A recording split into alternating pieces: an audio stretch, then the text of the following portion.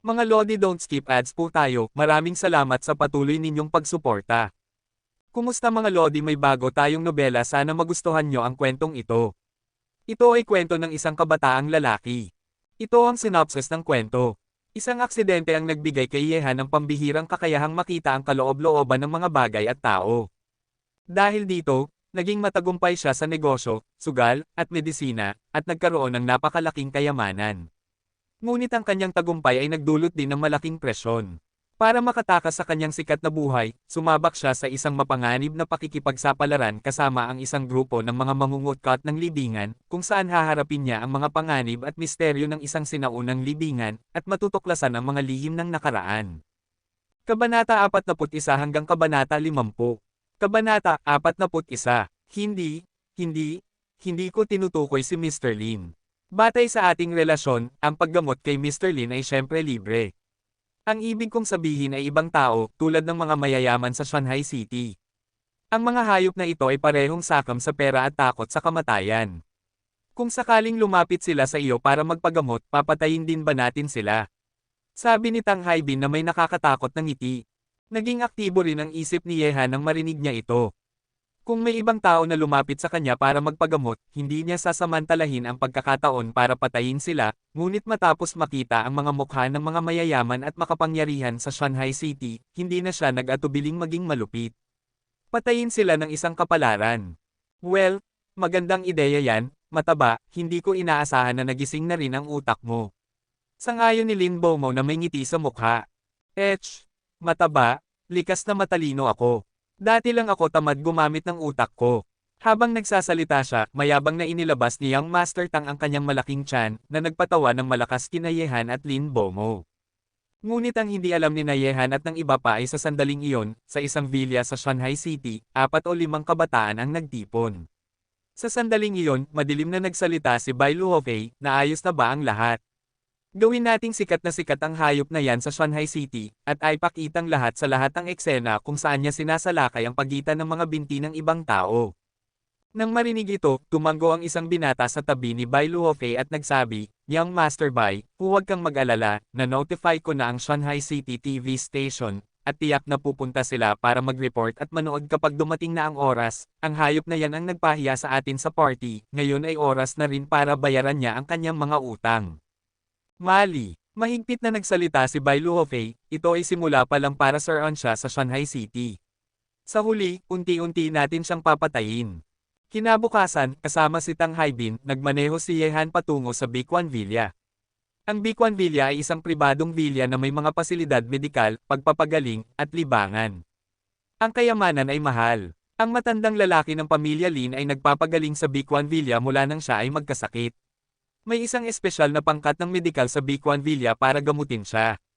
Dahil nagpaalam na si Lin Bomo ng maaga, maayos na nakarating sina Yehan at ang iba pa sa villa. Napakalaki ng Bikuan Villa, at may isang modernong ospital sa gitna ng villa. Maraming matatandang tao na nagretiro mula sa politika at negosyo ang nagpapahinga rito.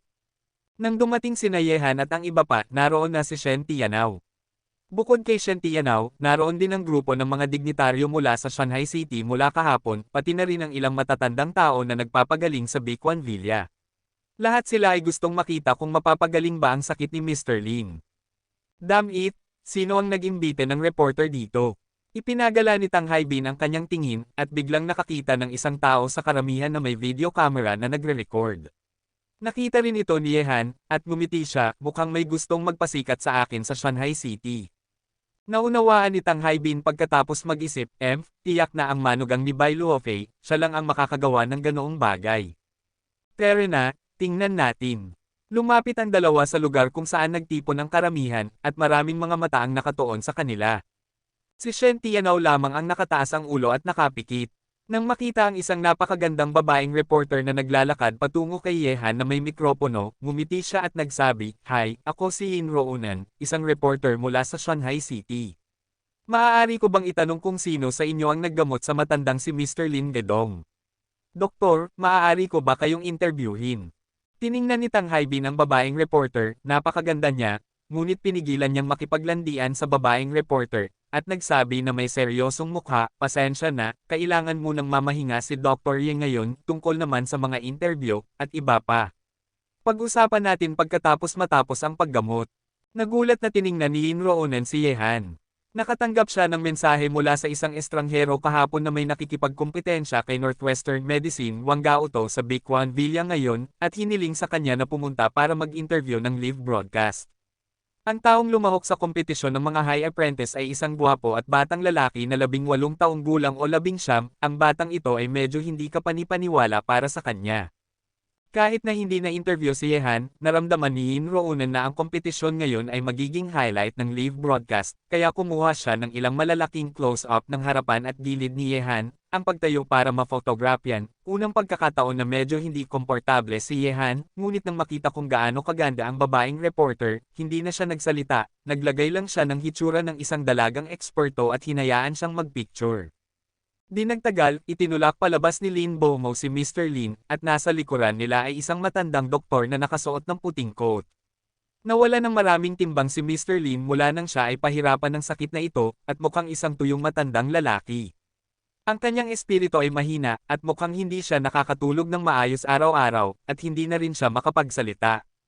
Nang makita si Mr. Lin sa unang pagkakataon, nahihirapan si Yehan na isipin kung anong uri ng sakit ang maaaring magpahirap sa isang tao tulad nito, o ang kasalukuyang hitsura ni Mr. Lin ay hindi na tao, ang salitang mommy ay mas angkop.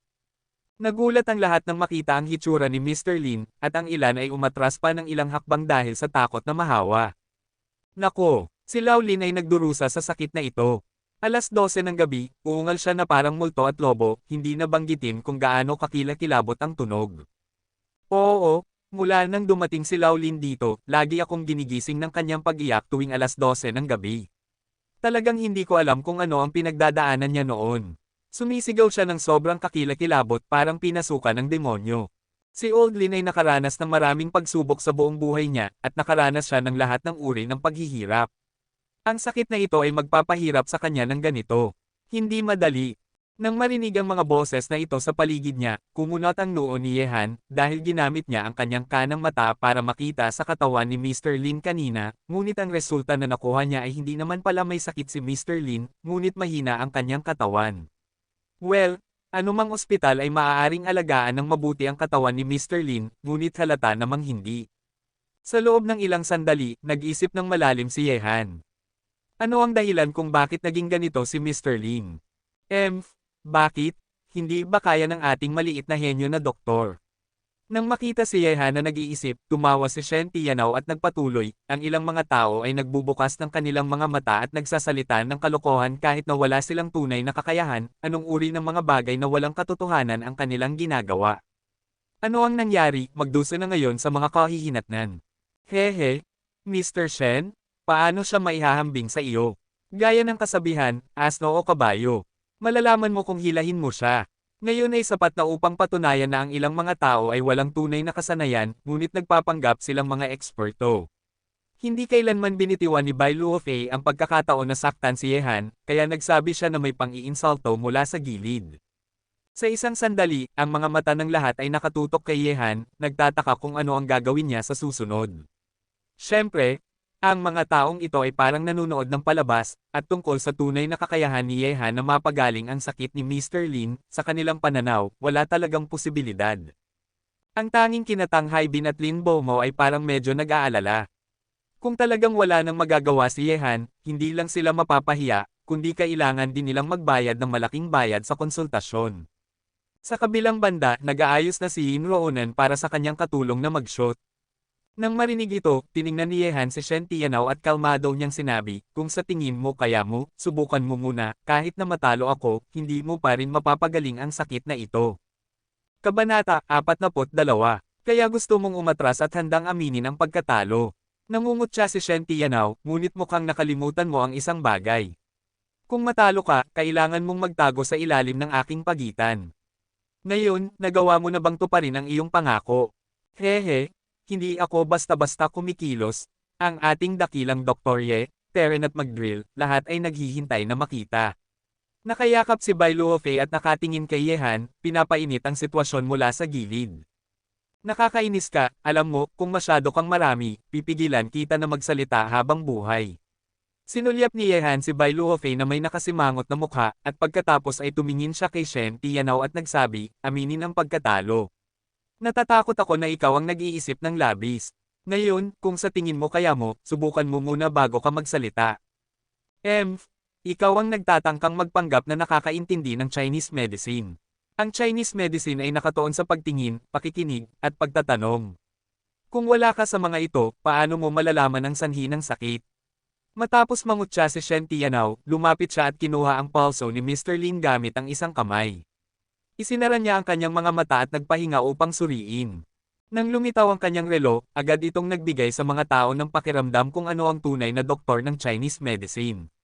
Sa kaibahan, nakatayo lamang si Yehan at nanunood ng walang ginagawa, na nagbigay sa mga tao ng pakiramdam na siya ay medyo walang alam at nagpapanggap na nakakaintindi. Karapat-dapat si Mr. Shen na maging disipulo ng Northwest Medicine King. Sa kanya, tiyak na gagaling si Mr. Lin. Siyempre, akala mo ba kayang ikumpara si Mr. Shen sa mga walang kakayahan? Sa gitna ng mga talakayan ng mga tao sa paligid, tumigil si Shen Tianao sa pagkuha ng pulso. Sinuri niya ang katawan ni Mr. Lin at bahagyang kumunat ang kanyang noo, dahil nakarating siya sa parehong conclusion tulad ni Yehan, si Mr. Lin ay mahina lamang at walang ibang sintomas, ngunit ang conclusion na ito ay halatang hindi matibay. Kung talagang kasing simple nito, hindi papasok si Mr. Lin sa Bikuan Villa para sa pagpapagamot. Habang nagmamasid si Shen Tianao sa sakit ni Mr. Lin, si Yehan ay nakagamit na ng kanyang kanang mata upang tingnan ang kabuuan ng katawan ni Mr. Lin, ngunit hindi pa rin siya nakakita ng ibang masamang sintomas. Isang itim na liwanag ang biglang lumitaw sa itaas ng ulo ni Mr. Lin, at kasabay ng paglitaw ng itim na liwanag, malinaw na nakita ni Yehan ang isang pag-alo ng labis na takot sa mga mata ni Mr. Lin na malabo. Nang makita ito, labis na nagulat si Yehan. Ano itong itim na liwanag na biglang lumitaw? Agad, binuksan niya ng buo ang kanyang yin at yang na mata, ang kaliwang bahagi ng yin at yang na mata ay yin, ang kanan ay yang. Ang kanang mata ay kayang tingnan ang lahat ng bagay sa mundong yang, habang ang kaliwang mata ay kayang makita ang ilang hindi pangkaraniwang bagay, tulad ng mga multo, o mga dragon vein sa feng shui at iba pa. Ngunit bihira si Yehan na buksan ang kanyang kaliwang mata upang tingnan, dahil hindi niya iniisip na may mga multo at iba pang kakaibang bagay sa mundong ito. Gayunpaman, napagtanto ni Yehan na nagkamali siya.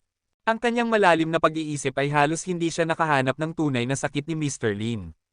Sa pagtingin kay Mr. Lin sa pamamagitan ng kanyang kaliwang mata, natuklasan ni Yehan na may isang itim na figure na may hugis tao sa kanyang isipan. Ang anino ay nakatira sa loob, at ang itim na anino ay medyo katulad ng isang multo. Sa ilalim ng pagmamasid ni Yehan, ang itim na anino ay umuungal sa kanya na may mga ngipin at pampang, ang mukha nito ay baluktot, labis na masama, at halos naapektuhan ng itim na anino ang isip ni Yehan. Sa isang sandali, isinara ni Yehan ang kanyang kaliwang mata upang kalmeyan ang kanyang sarili. Ang nakita niya ngayon ay ganap na nagwasak sa kanyang pagkaunawa. May mga multo sa mundong ito, at ang mga multo ay maaaring mabuhay sa mga katawan ng tao. Kung patuloy na gagawa ng masama, ang katawan ni Mr. Lin ay dulot ng multong ito na matagal nang nakaparis dito. Alam ang sanhi ng sakit, nagulat si Yehan, ngunit nakaramdam din siya ng malaking ginhawa. Sa pamamagitan ng Yin Yang Dharma ay, walang masamang pwedeng makapasok, marahil ay magagamit niya ang Yin Yang Dharma ay upang lutisin ang sakit ni Mr. Lin. Nakita na si Shen Tianao ay patuloy pa rin sa pagsusuri sa katawan ni Mr. Lin, biglang ngumiti si Yehan at nagsabi, Ginoong Wang, ang maliit na doktor, hindi ko alam kung ano ang sakit ni Mr. Lin. Maaari mo bang malaman ang sanhi? Nang marinig ang mga salita ni Yehan, humarap si Shen Tianao at humihikbi, tiyak na makakahanap ako ng ilang pahiwatig, ngunit ikaw, isang manloloko, ay hindi karapat-dapat na magtanong sa akin. Sa kompetisyong ito, talo ka na, sa tingin ko mas mabuti pang gawin mo ang ipinangako mo. Ngumiti si Yehan at nagsabi, baka may problema ka sa iyong mga tainga. Kailan ko sinabi na aaminin kong talo na ako? Ha? Mayabang? Kung hindi ka aamin ng pagkatalo, kaya mo bang pagalingin ang matandang taga-pamilya Lin? Tama ka talaga, ang sakit ni Mr. Lin ay hindi mahirap para sa akin. Bahagyang ngumiti si Yehan, at isang matatag at tiwala na anyo ang lumitaw sa kanyang gwapong mukha. Hindi mahirap pagalingin ang sakit ni Mr. Lin. Pagkasabi ng mga salitang ito, nagulat ang paligid. Nakikita nila ang kasalukuyang hitsura ni Mr. Lin. Tiyak na nakatagpo siya ng isang bihira at kakaibang sakit na napakahirap, ngunit hayagang sinasabi ni Yehan na hindi mahirap pagalingin si Mr. Lin, paano hindi magiging nagulat ang mga tao. Napakakumpiyansa, kaya ba talagang mapapagaling niya ang sakit ni Mr. Lin? Nakita ang matinding tiwala sa mukha ni Yehan, hindi alam ng mga tao sa paligid kung dapat ba silang maniwala o hindi. Ngunit ang iba ay hindi naniwala, ngunit sina Lin Bomo at Tang Haibin ay naniwala, dahil alam nilang hindi kailanman magtatangka si Yehan na mang target ng walang dahilan, at ang kanilang tensyon na pakiramdam ay agad na napagon. Nagbabalat kayo, kung talagang kaya mong pagalingin ang sakit ni Mr. Lin, ipakita mo sa amin. Ang mga salita ay walang laman, sino man ay makakapagsabi ng malalaking bagay. Si Bai Luofei pa rin ang nagsalita, at hindi siya naniwala na kayang pagalingin ni Yehan si Mr. Lin, ayaw rin niyang gumaling si Yehan. Si Tang Haibin, na hindi masyadong nagsasalita sa lahat ng oras na ito, ay agad na naging irritable nang marinig ito, maaari ka bang tumahimik? Sinabi ni Hanzi na kaya itong pagalingin, syempre kaya itong pagalingin, bakit ka masyadong nag-aalala? Kung mas marami kang sinasabi, mag-ingat ka, mataba, papangitain kita na parang ulo ng baboy. Nang marinig ito, ang ekspresyon ni Bai Luofei ay madilim at tumigil na sa pagsasalita. Talaga namang natatakot siya kay Tang Haibin na walang takot. Syempre, gagalingin ko si Mr. Lin, hindi mo na kailangang mag-alala tungkol dito. Tiningnan ni Yehan si Bai Luofei na walang pakialam, pagkatapos ay tumingin kay Shen Tianao at nagsabi, Ginoong Dr. Wang, ikaw ay disipulo ng Northwest Dr. King. Paumanhin, natagpuan mo na ba ang sanhi ng sakit ni Mr. Lin? Nang marinig ito, kumunat ang noo ni Shen Tianao, at pagkatapos ay nagsabi, ang katawan ni Mr. Lin ay sobrang mahina. Siyempre, bukod dito, si Mr. Lin ay dapat may napakabigat na pag-aalala sa kanyang puso na nakabigat sa kanyang dibdib. Kaya siya nagkaganito. Nang marinig ito, biglang tumawa si Yehan ng 2 beses, at pagkatapos ay nagsabi, Ginoong Wang, ang maliit na doktor, sa tingin mo ba may sino man ang maniniwala dito? Kung ito ay isang simpleng kahinaan ng katawan at isang nakabigat na isip, magiging gulo ba ang maraming sikat na doktor? O sa tingin mo ba ang mga doktor na nagpagaling kay Mr. Lin dati ay mga tanga? Nang marinig ang mga salita ni Yehan, ang matandang doktor na tahimik na nakatayo sa likod ni Lin Beimo ay naging hindi masaya. Tiningnan niya si Shen Tianao at nagsabi, Ginoo, hindi mo dapat basta-basta usisain ang sakit ng matanda, kung kasing simple nito ang sinabi mo, akala mo ba kayang pagalingin ng mga pasilidad dito si matandang Lin? Kabanata 43. Masama ang mukha ni Shen Tianao. Talagang hindi niya matukoy kung anong klaseng sakit ang dinaranas ni Mr. Lin, kaya't wala siyang magawa kundi ang makipagsalita ng walang kaparerikan sa kasalukuyan, ngunit hindi siya naniwala na talagang natuklasan ni Yehan ang sanhi. Siyempre hindi ganoon kasimple ang sakit ni Mr. Lin, ngunit kakailanganin ko ng oras para malaman ang sanhi ng kanyang karamdaman. Pero sinabi ng ating banal na Dr. Ye na kaya niyang pagalingin si Mr. Lin, bakit hindi niya ipakita sa atin? Nangungot siya si Shen Tianao. Kung gayon, maaari mo itong panoorin. Nang ngumiti si Yehan, lumapit siya kay Mr. Lin at agad na huminga ng malalim. Bigla niyang pinindot ang kanyang palad sa itaas ng ulo ni Mr. Lin, at napansin niyang naging mapotla ang kanyang kaliwang mata. Parang isang panaginip, nagbigay si Yehan ng nakakatakot na aura sa oras na ito, na parang hari ng Hades na namamahala sa buhay at kamatayan, na nagdulot ng panggulat at pagkamangha sa mga tao sa paligid.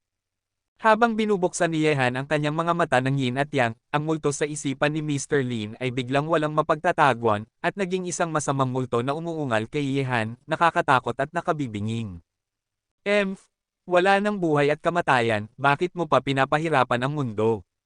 Wawasakin kita ngayon. Malamig na bamulong si Yehan sa kanyang isip, ang kanyang kaliwang mata ay tila naging mata ng Buddha sa isipan ni Mr. Lin, ang liwanag ng Buddha ay libu-libong talampakan ang taas sa langit. Ang multo ay nagbigay ng isang kaawa-awang sigaw na nagdulot ng panggigilala sa mga tao. At habang nakikipaglaban si Yehan sa masamang multo, si Ginoong Lin ay naglabas din ng nakakatakot na mga sigaw, ang kanyang mga mata ay puno ng takot, ang kanyang katawan ay patuloy na nanginginig sa wheelchair, umiiyak ng malakas na parang inaalihan ng demonyo. Ang mga tao sa paligid na nanonood sa eksenang ito ay natakot, at lahat ay nag-isip kung ano ang ginawa ni Yehan upang gawing ganito ang takot ni Mr. Lin. Nang makita si Mr. Lin na hindi mapakali, agad na lumapit sina Lin Bomo at Tang Haibin at pinigilan siya, upang makapagpagaling si Yehan ng may kapayapaan. Nakita ni Shen Tianao ang pamamaraan ni Yehan mula sa gilid, ang kanyang mukha ay naging maulap at sabay na naguguluhan. Hindi pa siya nakakita ng ganitong pamamaraan ng paggamot sa kanyang buhay, kahit ang kanyang guro, ang Northwest Medicine King, ay hindi pa nakakita nito. Ngunit unti-unti, ang kanyang puso ay nagsimulang makaramdam ng pangamba. Sa isang sandali, sa ilalim ng mga mata ng Yin at Yang ni Yehan, ang parasitic na multo sa isipan ni Mr. Lin ay tuluyang nawala, at unti-unting humina ang mga sigaw ni Mr. Lin, unti-unting nawala ang takot sa kanyang mga mata. Nang makita ito, isinara ni Yehan ang kanyang Yin Yang Dharma Eye, pagkatapos ay kinuha ang mga gintong karayom na dala niya, at agad na umagos ang 4 na gintong karayom, na parang 4 na sinag ng ginto, at ininsert sa pangunahing mga acupuncture points ni Mr. Lin. Napakabilis ng galaw ng gintong karayom na hindi makasunod ang mga mata ng mga tao. Nang makita ang kamay ni Yehan, sa wakas ay naniwala ang mga nanunood na si Yehan ay isa ring practitioner ng Chinese medicine, at ang kanyang mga kamay na nagpuputok ng gintong karayom sa mga acupuncture point ay sapat na upang humanga ang mga tao. Si Shen Tianao ay labis na nagulat din. Nagugat siya ng 4 na gintong karayom ng sabay-sabay at ininsert ang mga ito sa 4 na acupuncture points, at napakabilis at tumpak nito. Hindi lang siya, napakahirap din gawin ng ganitong pamamaraan kahit ng kanyang guro. Ngayon, sa wakas ay alam ni Shen Tianao na nakatagpo siya ng kalaban, at ang kalabang ito ay mas malakas pa sa kanya, marahil ay maaari pa niyang makasabay ang kanyang guro, ang Northwest Medicine King. Ginamit ni Yehan ang 9 na karayom sa pintuan, at 9 na gintong karayom ang ininsert sa katawan ni Mr. Lin. Ito ay isang pamamaraan ng pagsasakatawan ng mga acupuncture point. Sa pamamagitan ng pagsasakatawan sa mga acupuncture point, ang sigla sa katawan ay pinapabilis na lumago ng mabilis. Si Mr. Lin ay napakahina ngayon, umaasa lamang sa gamot, mahirap pa rin para sa kanya na makabawi sa maikling panahon. Tanging sa ganitong paraan siya mabilis na makakabawi. Kasunod ng 9 na gintong karayom ni Yehan, si Mr. Lin, na nakaupo sa wheelchair at nakapikit, ay dahan-daang nagbukas ng kanyang mga mata, nagsimula nang magbalik ang kanyang kailanawan, at sinabi ang unang pangungusap na wala na ang bagay na iyon, sino ang nagtaboy dito.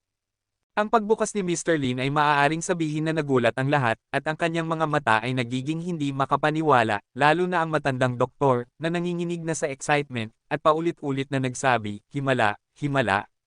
Diyos na paraan, ito ay talagang isang himala sa kasaysayan ng medisina. Amang, gising ka na. Ako si Baimo, naaalala mo pa ba ako? Masiglang hawak ni Lin Baimo ang kamay ni Mr. Lin. Hayop, ikaw ang aking anak, syempre kilala ko ito. Sino ang nagpagaling sa akin? Ikaw ba, batang lalaki?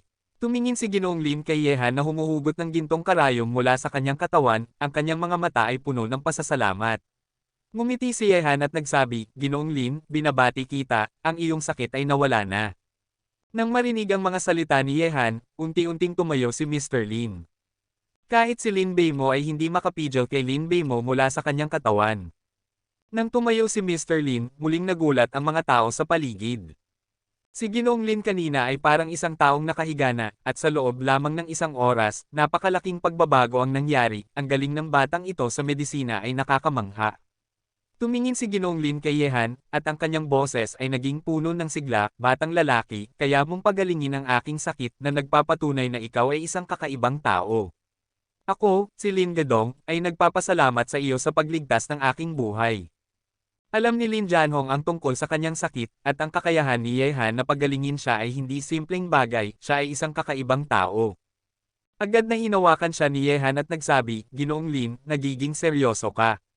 Ikaw ang ama ni kapatid Lin, kaya naman, ako ay iyong pamangkin. Dapat kong gawin ang mga bagay na ito. Sa susunod, dapat kang magpakatatag. Sa loob ng 1 buwan, makakabalik ka sa iyong dating kalagayan. Matapos sabihin ito, tumingin si Yehan kay Lin Baimo at nagsabi, Kapatid Lin, mauna na ako. Kapag naayos na si Uncle Lin, magkita tayo at pag-usapan. Oo, Hanzi, kapatid, salamat sa pagpunta dito. Pagsabi ni Lin Baimo na may labis na pasasalamat. Matapos gawin ang lahat ng ito, tumalikod si Yehan upang tingnan si Shen Tianao na medyo nalulula, at malamig na sinabi, Ginoong Wang, ang maliit na doktor, ikaw ang natatalo sa pustahang ito. Pakitandaan ang ipinangako mo sa akin, umalis ka sa Shanghai City, simula ngayon, dapat kang umalis sa larangan ng Chinese medicine, sa tingin ko ay hindi mo pagsisisihan ito sa harap ng ganitong karaming tao, tama ba? Nang marinig ito, ang mukha ni Shen Tianao ay naging labis na mapatla at mahigpit niyang pinigil ang kanyang mga kamao. Mayroon siyang buhay na puno ng kaluwalhatian, ngunit hindi niya inasahan na siya ay madadapa sa katawan ng isang bata sa huli, at unti-unting sumiklab ang isang nakakatakot na pagpatay sa kanyang mga mata. Matapos ang isang malamig na hininga, umalis siya ng galit. Nang makita si Shen Tianao na umalis, ang mga mayayaman at makapangyarihan sa Shanghai City ay nakaramdam ng pagsisisi sa sandaling iyon, at lahat sila ay nanatiling tahimik na may mga ekspresyon ng pagsisisi. Para kay Shen Tianao, talagang na-offend nila ang isang henyo na doktor na ang kasanayan sa medisina ay maaaring tawaging huatwo. Kung nais nilang bumuo ng magandang relasyon, tiyak na magiging napakahirap. Pinagaling niya si Mr. Lin gamit ang mga kamangha-manghang kasanayan sa medisina sa ilalim ng saksi ng maraming tao. Ang kanyang kakayahang makapagpabate ay nagbigay ng pagkamangha sa lahat na may mga ganitong kakaibang tao sa mundong ito. Matapos umalis si Yehan, ang lahat ng nakakita sa eksenang ito ay naging aktibo. Lalo na ang mga matatandang tao na nagpapagaling sa Bikuan Villa, lahat sila ay may kanya-kanyang problema, ang ilan ay terminally ill pa nga. Ngunit ipinakita ng kamangha-manghang kakayahan ni Yehan ang pag-asa sa kanila ngayon. Sa isang sandali, sa gitna ng Bikuan Villa, gumawa sila ng mga tawag isa-isa, bumubuo ng isang napakalakas na network ng relasyon. Isang bagay ang tiyak, at iyon ay dapat maging kaibigan si Yehan, at huwag siyang i-offend. Hindi alam ni Yehan na dahil sa kanyang paggamot kay Mr. Lin sa Bikuan Villa, siya ay naging paksa ng malapit na atensyon ng mga tao mula sa lahat ng larangan sa Shanghai City. Ngayon, maraming mahahalagang tao sa Shanghai City ang nakakaalam na may ganitong kakaibang tao sa Shanghai City, ngunit may mga kamangha-manghang kakayahan sa medisina na maaaring tawaging huatwo. Ang ganitong tao ay tanging dapat maging kaibigan. Ang pakikipag-ugnayan sa isang henyo na doktor na may pambihirang kasanayan sa medisina ay makakapagligtas ng buhay sa isang kritikal na sandali, at walang sinuman ang nais na ipagpaliban ang pagkakataong ito na siyang dahilan kung bakit nagmamalaki si Shen Tianao. Sa daan pauwi, walang tigil ang boses ni Tang Haibin. Ang kanyang paghanga kay Yehan ay tila isang rumaragasang ilog, walang katapusan. Hanzi, isang salita, tanggap ko, dalawang salita, tinatanggap ko, tatlong salita, sobrang bilib ako. Kabanata 44, 7 salita yan. Umikot ang mga mata ni Yehan at sinabi, sige, hindi kita nakita na tumigil mula nang lumabas ako sa Bikuan Villa. Sa totoo lang, tanungin kita, alam mo ba ang mga kakaibang nangyari sa pamilya Lin sa nakaraan? Nang marinig ang tanong ni Yehan, naging seryoso si Tang Haibin, ngunit matapos mag-isip, kinuskos niya ang kanyang ulo at nagsabi, wala, palaging mapayapa ang pamilya Lao Lin, Hanzi, may nakita ka bang kakaiba? Sabi ni Yehan, tama na, maghintay tayo hanggang dumating si kapatid Lin. Tumango si Tang Haibin at nagsabi, saan tayo pupunta ngayon? Tatawagan ko si Lao Lin, darating siya sa ilang sandali. Pumili ka ng mas tahimik na lugar, basta't walang istorbo. Okay. Sasabi niyang ito, iniikot ni Tang Haibin ang sasakyan sa isang kanto at tumuloy sa isang direksyon. Ang Jingxin Tea House ay matatagpuan sa gitna ng Shanghai City. Karaniwan, maraming tao ang pipili ng lugar na ito para sa negosyo at seryosong transaksyon dahil napakatahimik nito at walang sino man ang mag-iistorbo. Umupo sina Yehan at Tang Haibin sa isang pribadong silid, katabi ng isang matibay na salamin na pader. Sa pamamagitan ng salamin, malinaw na makikita ang mga taong dumadaan sa ibaba, ngunit ang ingay sa labas ay hindi makapasok. Ang pagkikita sa multo sa katawan ni Mr. Lin ngayon ay may malaking epekto kay Yehan. Marahil, may mga bagay na hindi umiiral sa mundong ito na talagang umiiral, ngunit ang pansamantalang agham ay hindi makapagbigay ng makatwirang paliwanag para dito, na nagdudulot ng pakiramdam ng hindi kapanipaniwala. Bakit may multo sa katawan ni Mr. Lin? Bukod sa pagtatanong kay Mr. Lin tungkol sa bagay na ito, kailangan din nating tanungin si Lin Bomo. Paano nagkasakit si Mr. Lin ng ganitong kakaibang sakit? Dapat mas malinaw ang mga tao sa pamilya Lin. Sabi ko, Hanzi, bakit ka ganito ka-misteryoso ngayon? Parang may kakaiba. Ano bang gusto mong makita kay Lao Lin? Nang makita ni Tang Haibin na pumasok si Yehan sa pribadong silid at hindi nagsasalita, patuloy na nag-iisip. Ang hindi mapagpasensyang si Tang Haibin ay hindi nakatiis at nagsalita. Pinausog ni Yehan ang kanyang mga daliri sa mesa at nagsabi, maging maingat at huwag magpatinag, malalaman mo pagdating ni Lao Lin, pero huwag kang matakot sa oras na iyon. Mataba. Hindi ako natarante sa buhay ko sa higit sa 20 taon. Ano ang makakapagpatakot sa akin? Sabi ni Tang Haibin nang may pagwawalang bahala. Sa oras na iyon, may kumatok sa pinto. Si Lin Bomo ito, na nagmamadaling dumating matapos niyang ayusin si Mr. Lin sa Bicwan Villa. Hanzi, salamat sa pagpapagaling sa sakit ng aking ama ngayon. Ang galing mo talaga. Bilang karagdagan, bakit mo ako hinanap ng ganito kaagad? Umupo si Lin Bomo at tumingin kay Yehan. Sabi ni Yehan, kapatid Lin, walang dahilan para magpasalamat. Ano ang ugnayan nating dalawa? Hindi mo na kailangang maging ganito ka-estranghero. Dumating ako dito upang tanungin ka, ano ang naging sanhi ng sakit ni Mr. Lin? Bakit? Kumunat ang noo ni Lin Bomo, at pagkatapos ay nagsalita ng malalim. Hanzi, hindi kita itinatago, sa katunayan, ang mga ninuno ng pamilya Lin namin ay hindi sa negosyo, at hindi ko alam mula sa aling henerasyon nagsimula, ang pamilya Lin ay nagsimula ng negosyo sa pagnanakaw ng libingan. Ang sining na ito ay ipinasa mula sa maraming henerasyon, ngunit ang pagnanakaw ng libingan ay labis na mapanganib. Maraming ninuno ng pamilya Lin ang namatay sa mga libingan. Sa pag-reform ng mga panahon, ang Estado ay mahigpit na nagpatupad ng batas laban sa mga magnanakaw ng libingan, kaya, mula sa henerasyon ng aking ama, pinangunahan niya ang mga miyembro ng pamilya Lin na hugasan ang kanilang mga kamay at magsimula ng negosyo, at ang pagnanakaw ng libingan ay nawala na sa aking henerasyon. Paf, magnanakaw ng libingan, ang galing. Lao Lin, hindi ko akalaing ganito ang ginagawa ng mga ninuno mo. Nagulat si Tang Haibin nang marinig ang mga salita ni Lin Bomo. Ang pagnanakaw ng libingan ay napakahalaga para sa maraming ordinaryong tao. Sinasalita ito ng mga ito na parang sila ay isang medyo misteryosong grupo, at ang pamilya Lin ay dati ng bahagi ng grupong ito. Bagaman nagulat din si Yehan, hindi kasing laki ng reaksyon ni Tang Haibin. Ang pag-angat ng bawat pamilyang may kapangyarihan ay hindi kinakailangang magkaroon ng maliwanag na nakaraan. Nagpatuloy si Lin Bomo, sa katunayan, hindi ito lihim. Ang ilang mga matatanda sa Shanghai City ay alam ito, ngunit hindi lang nila sinabi. Bukod dito, ang pamilya Lin ko ay hindi lamang ang kumita sa pagnanakaw ng mga libingan. Sa modernong lipunan ngayon, marami pang mga magnanakaw ng libingan. Mahirap para sa mga ordinaryong tao na makita sila. Sabi ni Yehan, kapatid Lin, posible bang ang sakit ni Mr. Lin ay may kaugnayan sa pagnanakaw ng libingan ng inyong ninuno?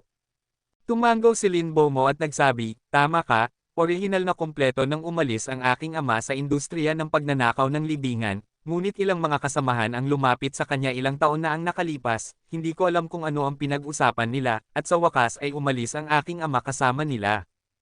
Ang paglalakbay na iyon ay tumagal ng 1 buwan.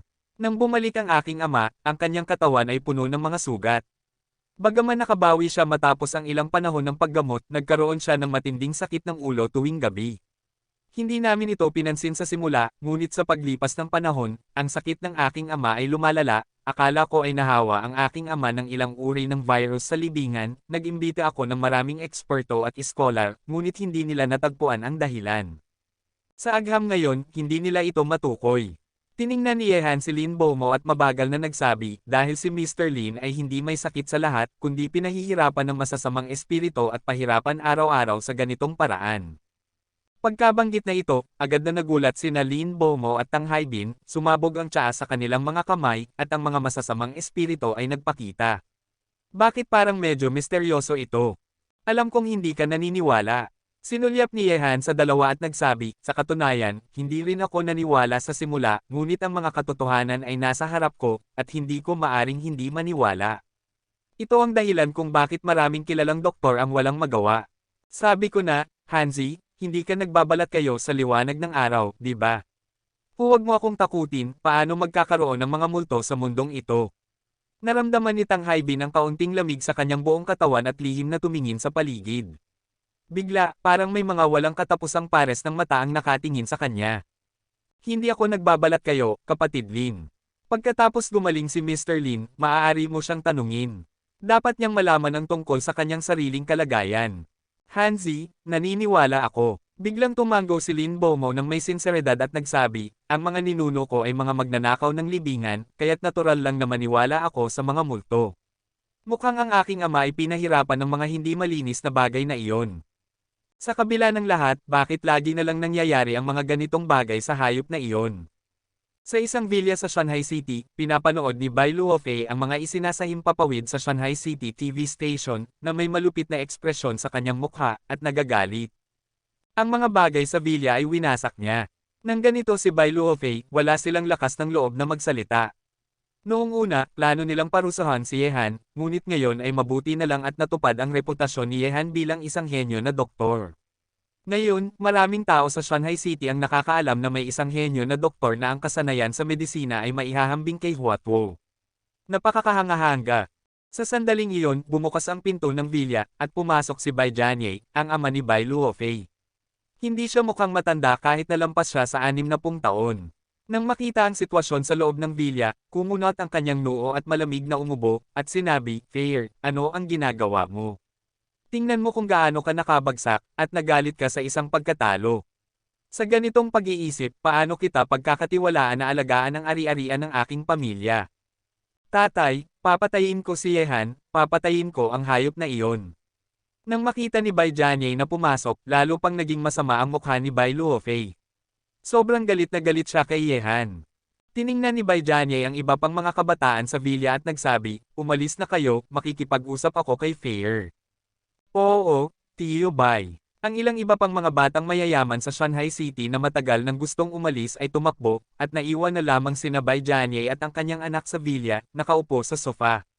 Tahimik na sinabi ni Bai Jianye, "Fair, alam kong gusto mong maghiganti, ngunit ang taong ito ay kasalukuyang mainit, hindi madaling hawakan. Ngayon mayroon kang dalawang pagpipilian, ang una ay humingi ng tawad sa kanya ng personal at hayaan siyang maging kaibigan ng pamilya Bai." Kabanata 45. Humingi ng tawad sa kanya. Imposible yan. Kailangan kong patayin siya. Bago matapos si Bai Jianye sa kanyang sinasabi, sumigaw si Bai Luofei. Nakita ang anyo ng kanyang anak, nag-isip si Bai Jianye ng kaunti at nagsabi, "Mukhang wala tayong pagpipilian kundi ang pumili ng pangalawa."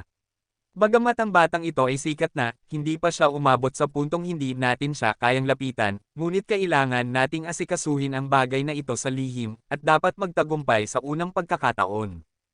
Tatay, ano ang dapat nating gawin?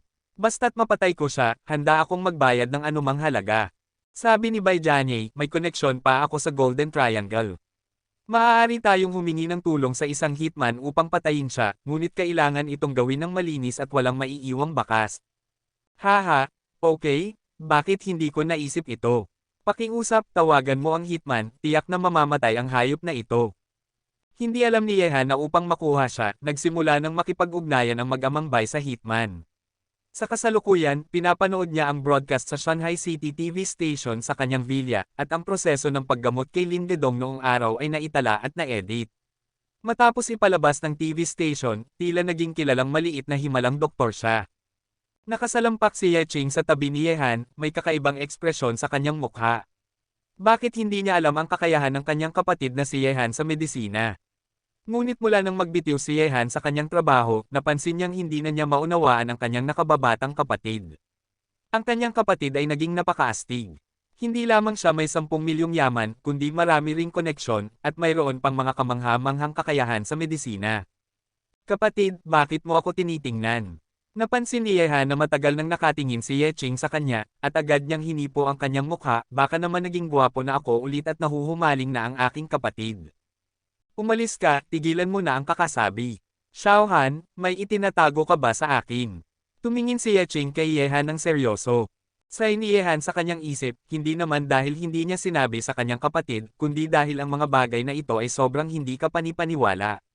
Ngunit upang masolusyonan ang mga pagdududa ng kanyang kapatid, nag-imbento si Yehan ng isang puting kasinungalingan, na nagsasabing tinanggap siya bilang disipulo ng isang matandang tao ilang panahon na ang nakalipas. Hindi lamang siya ipinasa ang kakayahang kumita, kundi tinuruan din siya ng medisina at martial arts.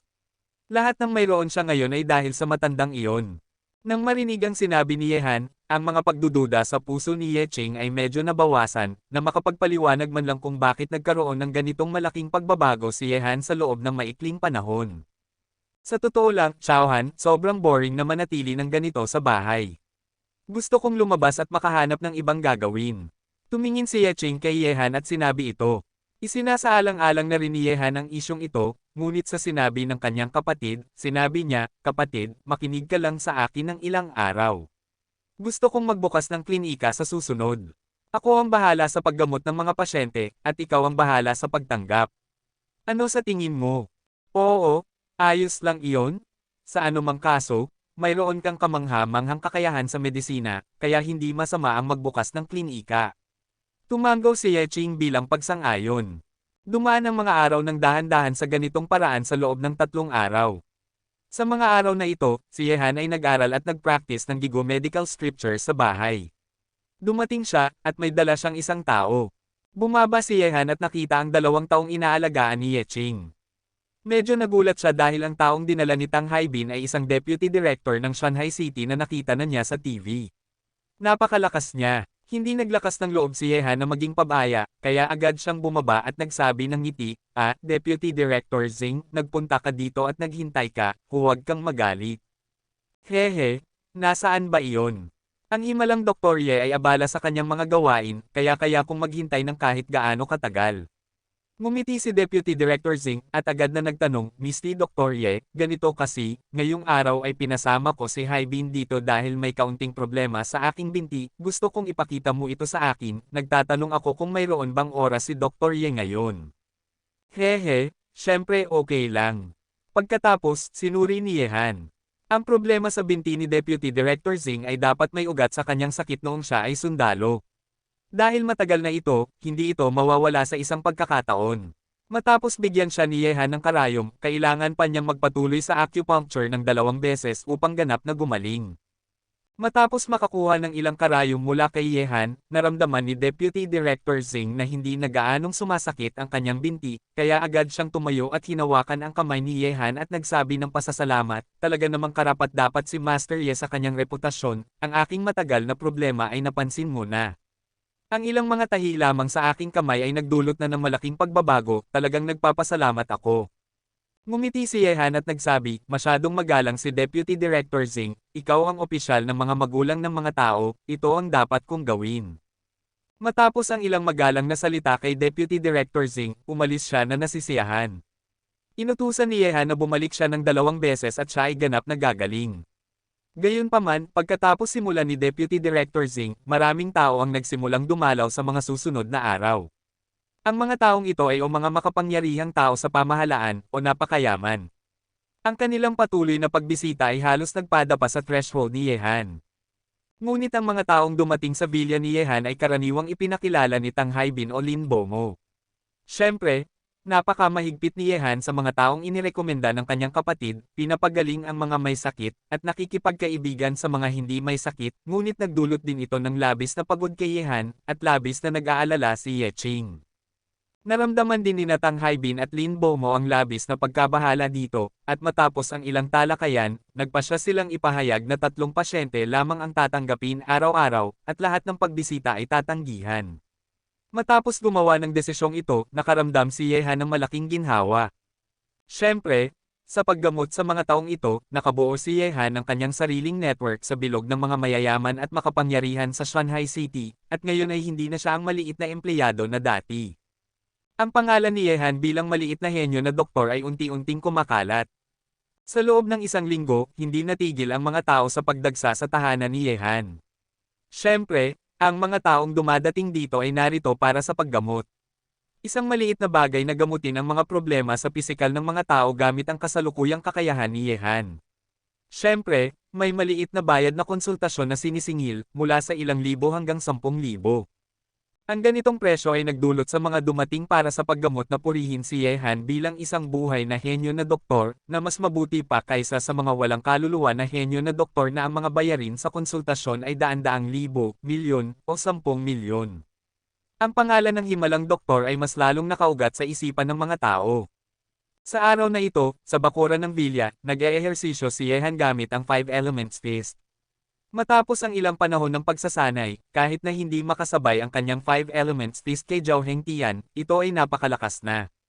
Ang buong bakuran ng kanyang training ground. Si Yang Master Tang ay lumipat ng isang malaking upuan ng guro at umupo sa gilid, nakapagsalita ng mga binti, habang pinapanood si Yehan na nagbo-boxing habang nagbabalat ng saging. Labis niyang tinatamasa ito. Ang mga hindi nakakaalam ay iisipin na si Yehan ang boxer na kanyang inanyayahan para mag-perform, ngunit sa ibang villa, may isa pang tao na nanunood kay Yehan na nagbo-boxing. Ang taong ito ay walang iba kundi si Yan Lingzhao, ngunit ngayon na tinitingnan niya si Yehan, wala na sa kanyang mga mata ang dating pagkasuklam, kundi napakakalmado. Nakita niya ang mga nangyari sa lugar ni Yehan sa mga nakaraang araw. Ang lahat ng mga pagbabago ay nagbigay sa kanya ng higit na kuryosidad tungkol kay Yehan, ngunit ang reserbado niyang puso ay nagdulot sa kanya upang lihim na obserbahan ang lahat ng bagay tungkol kay Yehan sa halip na hanapin siya. Bagaman nagboboxing si Yehan, naramdaman niya pa ring may mata na nakatingin sa kanya mula sa kabaligtaran na Villa, ngunit hindi siya nag-abala na ipahayag iyon, kaya tiningnan na lamang niya ito, at hindi mawawala ang ilang kings. Para sa magandang pulis na ito, naramdaman ni Yehan na dapat siyang manatili sa isang respetadong distansya, at pinakamainam na panatilihin ang kasalukuyang relasyon na hindi estranghero at hindi rin masyadong pamilyar. Kabanata 46. Matapos ni Yehan ang isang set ng mga 5-element punches, may isang tao na dumating na naghahanap sa kanya sa pagkakataong ito. Si Young Master Tang ay nagpunta upang buksan ang gate ng bakuran. Isang lalaking nakasuot ng suit na mga 30 taong gulang ang pumasok. Nang makita ang lalaking ito, agad na nagsalita si Young Master Tang sa pagkagulat, Sekretaryo Lee, bakit ka nandito? Hehe, Haibin. Hindi ko inasahan na regular visitor ka na dito. Siyempre, may mahalagang dahilan ako sa pagpunta rito. Sa totoo lang, nandito ba si Dr. Ye? May kailangan akong ipagawa sa kanya, sabi ni Sekretaryo Lee na may ngiti. Kumusto si Young Master Tang sa kanyang ulo at nagsabi, nandito si Hanzi, Sekretaryo Lee, sumama ka sa akin. Nakita na ni Yehan ang taong pumasok.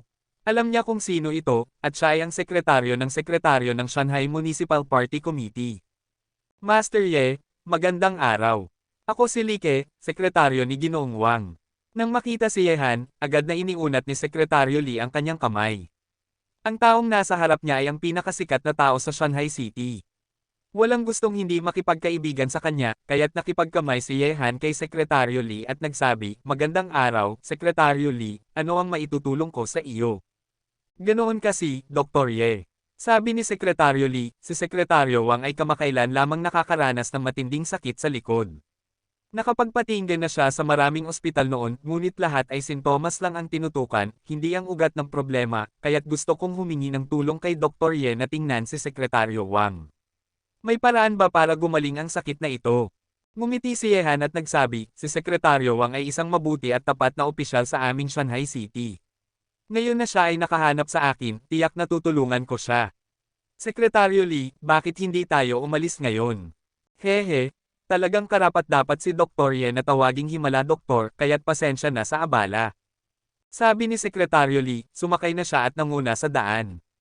Matapos batiin ni Yehan ang kanyang kapatid na si Ye Qing, sumakay siya sa sasakyan kasama si Tang Haibin at umalis sa villa. 2 oras ang lumipas at pumasok ang sasakyan sa compound ng municipal government. Dahil weekend ngayon, marami sa mga staff ay nagpapahinga. Iilan na lamang sa mga leader ang nagtatrabaho ng overtime upang aprobahan ang ilang mga dokumento. Kaya't kakaunti lamang ang tao sa compound ng municipal government ngayon. Sa ilalim ng pamumuno ni Sekretaryo Lee, 3 silang dumating sa opisina ng sekretaryo. Matapos kumatok sa pinto, may narinig na tawag na pumasok. Itinulak ni Sekretaryo Lee ang pinto at pumasok. Nang makita ang isang gitnang taong may hawak na dokumento na nakatingin dito, sinabi niya, Sekretaryo Wang, nandito na si Dr. Ye. Oh, nandito na si Dr. Ye. Si Sekretaryo Wang, naabala sa kanyang ginagawa, kaagad na ibinaba ang dokumentong hawak niya, tumingin kay Yehan, at agad na tumayo, lumapit upang hawakan ang kamay ni Yehan na may masayang mukha. Narinig ko ang pangalan ni Miracle Dr. Ye 1 linggo na ang nakalipas, at ngayon na nakita ko siya, talagang isang batang ipinanganak mula sa isang bayani. Ngumiti si Yehan at nagsabi, pinasasalamatan po ni Sekretaryo Wang ang mga papuri. Narinig ko mula kay Sekretaryo Lee na kayo po ay may sakit sa likod, kaya't narito ako upang tingnan kayo. Oh, totoo ang sinabi ni Dr. Ye, dahil sa problemang ito, hindi ako makatulog ng maayos.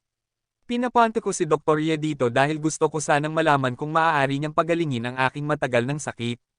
Say ni Sekretaryo Wang. Nag-isip si Yehan saglit at nagsabi, ganito na lang, Sekretaryo Wang, tanggalin niyo ang inyong shirt, at gagamutin ko kayo sa pamamagitan ng acupuncture.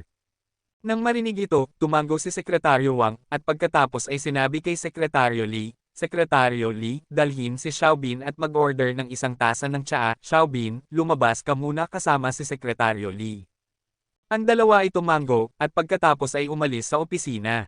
Sa opisina, tiningnan ni Yehan ang baywang ni Sekretaryo Wang gamit ang kanyang pananaw, at agad niyang nalaman ang sanhi ng sakit. Si Sekretaryo Wang ay marahil ay nakaupo ng matagal at walang masyadong oras para magpahinga at mag-ehersisyo, na nagresulta sa matinding pagka-deform ng ilang vertebrae sa kanyang baywang at atrophy ng mga kalamnan. Ang operasyon ang pinakamahusay na paraan para sa ganitong sakit, ngunit ang ganitong operasyon ay may mataas na panganib, at maaaring magdulot ng paralysis kung hindi maingat. Marahil ito rin ang dahilan kung bakit maraming doktor ang natatakot na gamutin si Sekretaryo Wang. Gayunpaman, hindi ito mahirap na problema para kay Yehan. Ang pag-aayos ng gulugod ay nangangailangan ng operasyon. Sa kamay ni Yehan, kailangan lamang niyang gamitin ang kanyang inner strength upang ganap na ma-reset ang deformed na gulugod sa pamamagitan ng pagmamasahe. Tungkol naman sa mga atrophied na kalamnan, maaari rin niyang gamutin ang mga ito gamit ang 9-needle surgery. Matapos makahanap ng solusyon, agad na sinimula ni Yehan na gamitin ang kanyang inner strength upang tulungan si Sekretaryo Wang na i-reset ang kanyang gulugod. Tumagal ang prosesong ito ng 1 oras para kay Yehan. Okay, Sekretaryo Wang, subukan mong tumayo at kumilos upang makita kung may pagbabago. Pinunasan ni Yehan ang pawis mula sa kanyang noo at umupo. Tumayo si Sekretaryo Wang at kumilos, at agad na nagulat ang kanyang mga mata. Kahit na medyo masakit ang paggamot sa kanya kanina, napansin niyang kapag gumagalaw siya at umiikot ang kanyang baywang, hindi na ito kasing sakit tulad ng dati. Malaki ang pagbabago. Dahil hindi pa niya personal na nakita ang kakayahan ni Yehan sa medisina, hindi siya talagang naniwala dito sa una, ngunit ngayon na naranasan niya ito ng personal, mayroon lamang siyang isang salita para kay Yehan, sobrang galing. Ang ganitong klase ng kakayahan sa medisina ay talagang kahanga-hanga. Dr. Ye, talagang ikaw ay buhay na huwatwo. Ako, si Wang Eimang, ay nandito upang magpasalamat sa iyong kabutihan sa pagligtas sa akin. Malalim na yumuko si Sekretaryo Wang kay Yehan. Dahil sa kanyang sariling pagkakamali, halos makipaghiwalay ang kanyang asawa sa kanya. Nagdulot ito ng maraming gulo, ngunit ngayon ay maayos na siya, at gumaling si Yehan sa kanyang mga karamdaman, at lahat ay naayos. Nang makita ito, agad na tinulungan ni Yehan siyang tumayo at nagsabi, Sekretaryo Wang, hindi ito maiiwasan. Kapag ang mga pasyente ay dumarating sa akin para sa paggamot, dapat kong gampanan ang aking tungkulin. Kung talagang nais ni Sekretaryo Wang na magpasalamat, mas mabuti na gawin ito para sa mga mahihirap na mamamayan ng Shanghai City. Tumango si Sekretaryo Wang ng mabigat at nagsabi, si Master Ye ay isang bodhisattva na may magandang puso at ang kanyang mga nagawa ay hindi matutumbasan. Huwag mag-alala, sa magandang kalusugan, tiyak na magbibigay ako ng higit pang kontribusyon sa aming Shanghai City. Hehe, naniniwala ako na kayang gawin ni Sekretaryo Wang. Ngayon na gumaling na ang iyong sakit, aalis na ako. Master Ye, ihahatid kita. Personal na sinamahan ni Sekretaryo Wang si Yehan palabas ng City Hall at pinanood silang umalis. Tinanong ni Sekretaryo Li mula sa tabi, Sekretaryo Wang, magaling ka na ba? Hehe, syempre, Sekretaryo Li, dapat mong i-report sa akin sa oras ang anumang balita tungkol kay Miracle Dr. Ye sa hinaharap. Sa Shanghai City, mahirap makatagpo ng mga kamangha-manghang tao tulad ni Miracle Ye. Nang marinig ito, nagulat ang ekspresyon ni Sekretaryo Li. Mukhang nahulog na si Sekretaryo Wang kay Dr. Ye at nais siyang protektahan ng lihim. Sa daan pabalik sa villa, nagkukwentuhan sina Yehan at Tang Haibin. Sabi niyang Master Tang habang nagmamaneho, Hanzi, hindi ito problema para sa atin na gumawa ng outpatient visits na ganito. Sa tingin ko mas mabuti kung magbubukas tayo ng klinika at hayaan ang mga gustong magpagamot na dumaan sa atin. Ngayon ikaw ay isang magaling na doktor. Sa ganitong paraan, magiging mura ang paglabas at paggamot sa mga tao, kailangan nating panatilihin ang isang pakiramdam ng misteryo, upang mas igalang ka ng mga tao bilang isang himalang doktor. Nang marinig ang mga salita niyang Master Tang, umiling at ngumiti si Yehan at nagsabi, walang problema sa akin, ngunit talagang dapat akong magbukas ng klinika. Paano kung tulungan mo akong hanapin kung may tindahan sa magandang bahagi ng Shanghai City? Huwag mag-alala, iwanan mo sa akin ang bagay na ito. Pinausog niyang Master Tang ang kanyang dibdib bilang pangako. Kabanata 47. Nakangiti si Yehan at tumango. Bigla, isang masamang pangitain ang pumasok sa kanyang isip, madalas na kumikindat ang kanyang mga mata, at ang kanyang yin at yang eyes ay talagang nagbigay sa kanya ng babala. Hindi pa ito nangyari dati. Mag-ingat. Sa sandaling iyon, nakita ni Yehan ang isang maliit na pulang tuldok na nakatutok sa dibdib niyang Master Tang at naramdaman ang isang matinding pakiramdam ng krisis. Walang pag-aalinlangan, inilagay ni Yehan ang kanyang kamay sa manibela at mabilis na umikot. Bigla ang nag-sharp turn ang sasakyan na nagulat kay Young Master Tang at kasabay nito, umabot ang isang putok ng baril. Ang bala ay tumchuan sa bintana, dumaan sa tabi ng ulo ni Young Master Tang at tumama sa sofa sa likod. Putang inang ito, sino ang nagpapaputok ng basta-basta? Nagulat si Tang Haibin at halos napawisan ng pantalon. Malamig na boses ni Yehan, mukhang hindi ito basta-basta, mukhang nakatagpo tayo ng isang mamamatay tao. Mataba, umalis ka sa daan, ako ang magmamaneho. Buhat sa bigat ni Tang Haibin na 200 cats, nahawakan ni Yehan ng isang kamay at umupo sa upuan ng pagmamaneho. Ang matalim na liko kanina ay nagpatigil sa sasakyan. Mabilis na lumabas si Yehan at kumilos na parang bagyong dumaan. Sa ngayon, maraming sasakyan ang dumadaan sa paligid at nasa gitna sila ng lungsod. Kahit gaano pa man kabilas magmaneho si Yehan, hindi pa rin siya makakatakas sa anino ng mamamatay tao. Bang! Isang putok ng baril ang muling umabot, ngunit nakaiwas si Yehan sa matinding pakiramdam ng krisis. Putang ina, talagang nakatagpo ako ng mamamatay tao, naglalaro ng street killing. Ang puso niyang Master Tang ay mabilis na tumibok, nang walang pag-iisip, agad niyang kinuha ang kanyang telepono para tumawag sa pulis. Tinawagan niya ang kanyang ama na si Tang Jiangguo. Nang marinig ng Mayor Tang na hinahabol at pinapatay ang kanyang anak sa kalye, agad na nag-umpisa ang sistema ng pulis ng Shanghai City. Bang bang bang! Ang lihim na mamamatay tao ay nagpapaputok ng sunod-sunod, ngunit nakaiwas si Yehan sa lahat. Gayunpaman, ang ganitong malaking ingay ay nagbigay takot sa mga sasakyan sa paligid at nagdulot ng mga sigaw. Sa isang sandali, nagkaroon ng seryosong traffic jam sa daang ito. Boom! Bigla, isang malakas na pagsabog ang umabot mula sa ilalim ng sasakyan na nagdulot ng matinding pagyanig. Hindi pa dito natatapos, nang masira ang isang gulong, muling pinaputok ng lihim na mamamatay tao ang isa pang gulong na nagpilit kay Yehan na itigil ang sasakyan. Pero sa pagkatigil ng sasakyan, agad na sinipan ni Yehan ang pinto sa tabi ni Young Master Tang, hinaila siya pababa at ang kanyang puwitan ay tumama sa lupa sa isang masuyong pagkakasalubong. Aray, Tang inang ito, ang puwit ko ay nasaktan. Huwag kang maingay. Sinulyap ni Yehan sa kanya at ang kanyang mga mata ay tumingin sa kabaligtarang gusali. Mula sa anggulo ng pagputok kanina, ang lihim na mamamatay tao ay dapat nasa gusaling iyon, ngunit nang itinaas ni Yehan ang kanyang ulo, sa isang iglap, biglang may isang putok na dumapo sa kanya, sinira ang baso, at si Young Master Tang ay natakot at nahiga sa sasakyan upang magtago. Ang mga sasakyang nasa paligid ay isa-isa ring huminto, walang naglakas ng loob na magpatuloy, bawat isa ay naglabas ng kanilang mga telepono upang tumawag sa pulis, nagbiro, kung magpapatuloy pa, ayaw na nilang mabuhay, hindi mo ba nakikita na may labanan ng baril sa unahan? Gayunpaman, nang tumawag ang mga may-ari ng sasakyan sa pulis, isang gitnang taong may matinding ekspresyon ang bumaba mula sa isang sasakyan sa pangunahing daan. Ang lalaki ay may hawak na pistol, isang Desert Eagle, na may napakalakas na lethality. Sa sandaling lumitaw ang walang awa na tao, ang Desert Eagle sa kanyang kamay ay nakatutok kay Yehan at sunod-sunod na nagpapaputok. Ang nakakatakot na mga putok ay umabot ng sunod-sunod. Nag-ikot si Yehan ng ilang beses, ngunit habang siya ay umawas, muling nagpapaputok ang sniper mula sa kabaligtarang gusali.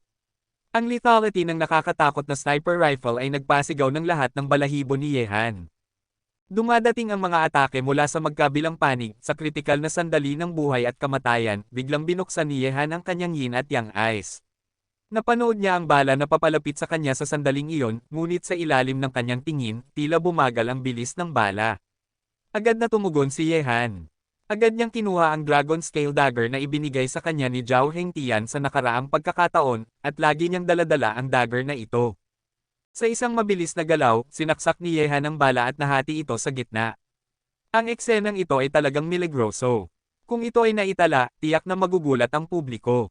Ang mga hindi kapani-paniwalang eksena sa pelikula ay lumitaw sa realidad. Isipin mo kung gaano ito ka nakakabigla sa mga tao. Pagkatapos ma-split ang bala mula sa sniper rifle, wala nang oras para kay Yehan na maging masaya, agad siyang tumakbo patungo sa walang awa na tao. Sa ngayon, ang taong ito ang kanyang pinakamalaking banta at masyado na siyang malapit sa kanya.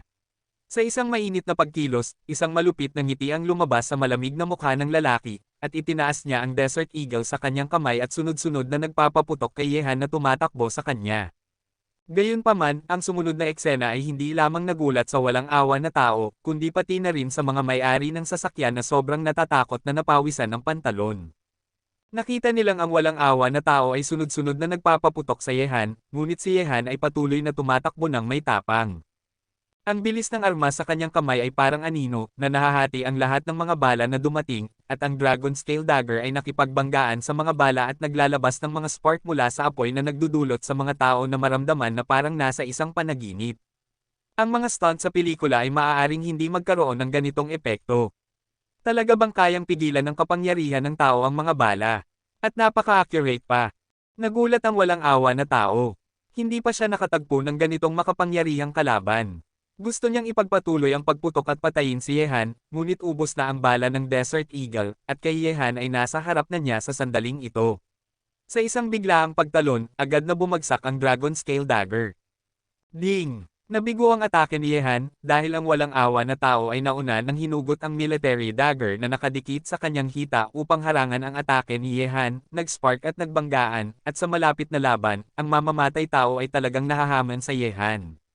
Siya ay napipigilan ni Yehan at walang lakas na makapagsalita.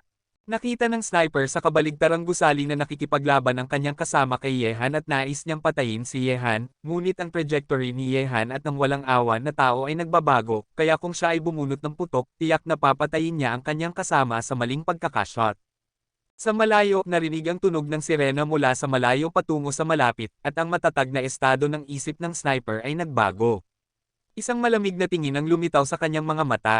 Itinuro niya ang kanyang sniper sa telescope at agad na pinindot ang gatilyo, at umabot ang tunog ng baril.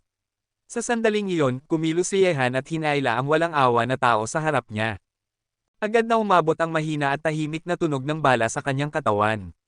Ang putok ng sniper ay hindi nakapagtapos kay Yehan, kundi pinatay ang kanyang kasama.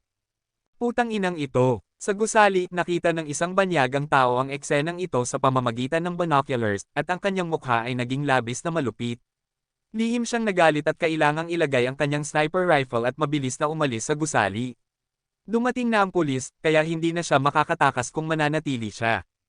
Ibinaba ni Yehan ang walang awa na tao na patay na. Ang putok ng sniper ay tumama sa puso ng lalaki kanina. Tumingin sa kabaligtarang gusali, naramdaman ni Yehan na umalis na ang sniper sa kadiliman. Ang kanyang mukha ay labis na malamig, may tao sa Shanghai City na gustong pumatay sa kanya, anuman ang sino siya, hindi siya basta-basta papayag. Sa wakas, dumating ang mga pulis. Ang alkalde mismo ang nagutos, walang naglakas loob na magpabeya, lahat ng pulis ng Shanghai City ay nagmabolisa at pinalibutan ang bahaging ito ng daan, at kahit na walang utos ng alkalde, ang Shanghai City ay isang pandaigdigang metropolis, at ang mga ganitong masamang pagpatay ay dapat na maingat na harapin. Kabanata 48. Huwag bumalaw, yakapin ang iyong ulo at umupo. Isang grupo ng mga explosion-proof armed police ang pumalibot kay Yehan. Ano bang ginagawa nyo? Ito si Dr. Ye, hindi nyo ba siya kilala? Iwasan nyo ang mga baril. Sa sandaling iyon, lumapit ang isang police captain kay Yehan, Dr. Ye, ako si Yang Long, okay ka lang ba? Nasaan si Yang Master Tang? Bakit hindi mo siya nakikita? Matapos matanggap ni Yang Long ang utos mula sa kanyang nakakataas, nagmadali siyang pumunta. Naging kampante siya nang makita na maayos si Yehan, ngunit naging nerbiyoso siya nang hindi niya makita si Tang Haibin. Tumingin si Yehan sa ilalim ng kanyang sasakyan na hindi kalayuan, sa oras na ito ay umalis na si Yang Master Tang mula dito, at nang masiglang sumigaw, putang inang ito, sa wakas dumating ka. Kung isang hakbang ka lang na nahuli, papuntang Zisha na ako para makipagsya sa Buddha. Agad na lumapit si Yang Long at nagsabi, Yang Master Tang, pasensya na, huli kami at nagulat ka. Huwag kang mag-alala, susuriin namin ang insidenteng ito ng maigi at hindi namin hahayaan na makalusot ang salarin. Sa iyo pa ako umaasa, mas mabuti pang umasa sa mga kapatid ko. Itinaas ni Yang Master Tang ang kanyang mga labi at lumapit kay Yehan, Hanzi, okay ka lang ba? Putang inang ito, sino bang kinakalaban natin? Para maging ganito ang sitwasyon, talagang mukhang nagnanais silang patayin tayo. Umiling si Yehan at nagsabi, hindi ikaw, ako.